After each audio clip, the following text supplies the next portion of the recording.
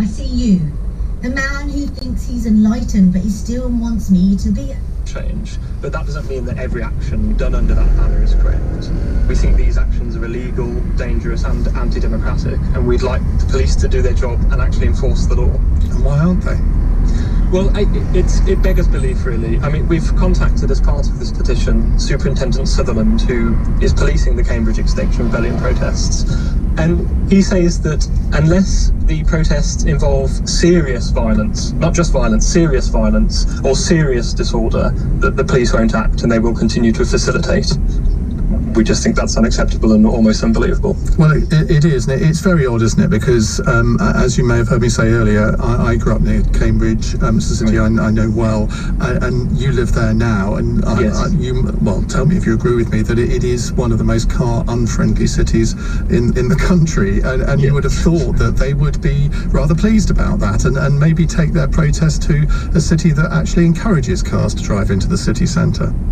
Yeah, quite. And the City Council is receiving quite a lot of their flack. One of their demands is that the City Council surrender significant decision-making powers to an unelected Citizens' Assembly, which is really one of the main reasons we started the petition. But the City Council already does a great deal of work to counter climate change in Cambridge. And we just think, as you say, Cambridge is really already at the forefront of this kind of activity and not the right target. Well, we'll keep across any developments. Thank you very much. That's Matt Bird, Labour Party activist. He started a petition against a roadblock that Extinction Rebellion have started in Cambridge. I want to try and stick mainly to this digging up the Trinity College lawn. Is that something that makes you think less well of Extinction Rebellion? But let's also expand it to the role of the police here, because what is the point of having a police force if it doesn't actually enforce the law? And that's what's happening here. These people are getting away, well, I was going to say with blue murder, but that's probably a bit of an exaggeration, but that's just a metaphor, isn't it? I cannot understand why the police, both the Metropolitan Police and Cambridgeshire Police, why don't they take action? We'd love to have talked to the Cambridgeshire Police and Crime Commissioner on the programme today, but no one was available. We'd like to have talked to Cambridgeshire Police, but there was no one available. Anyway, you're available, judging by the number of your calls. 0345 6060 973. 16 minutes past 8.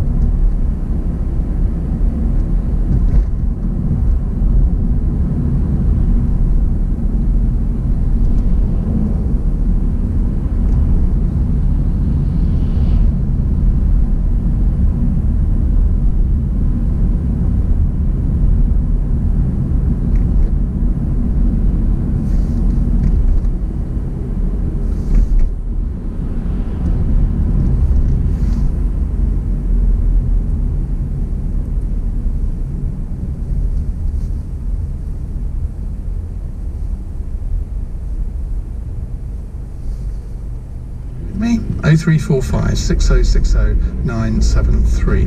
Louise is in Archway. Hi, Louise. Hi, Ian. Hello, what would you like to say? So I know a number of people who have participated in Extinction Rebellion protests and are part of the movement. I would say for myself, I agree with the principles. I definitely believe that we need serious action on climate change. We can't deny it.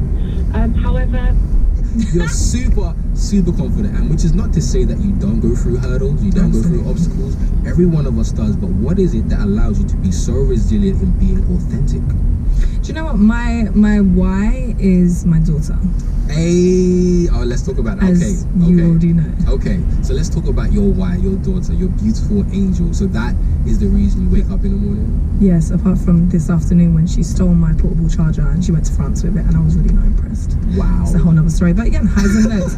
You know, we do it for the love, but really and truly, she's a teenager and that's what it is. Exactly. But for me, I just want to be able to create a different norm for her, a different normality. Speak a bit more about that. What do you mean by norm?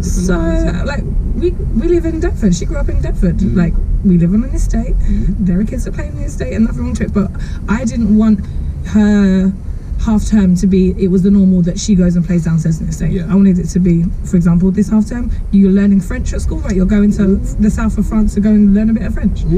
So it's just changing things, and that's taken time. Like you said, 12 years, I wasn't able to do those things for her 12 years ago, and she wasn't even in a position to, but being able to, the experiences I've got, the contacts I've got, the relationships I've managed to maintain, it's about changing what the norm is and what you want for yourself. The same way we as adults aspire to things, we have to put those things in place for the younger generation that don't know. They think they know it all, but they don't. Preach. Okay, all right. So you've got me on a tangent right now, and we've got you for a minute. You're not going anywhere. Okay, you're not going anywhere. Now you speak about sending your daughter around the world to have these beautiful experiences. Okay, curating what her lifeline is going to be and how she's going to contribute to her career as well as her friendships and her life. That is amazing.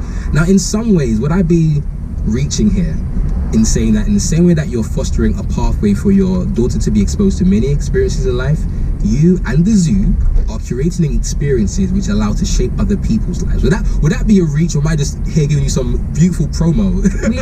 we can replay this, and I can just take that strap line, right? Okay, yeah, great. That's exactly what we are doing. Thank you for summarizing for me. No, because I look on your website and it says our goal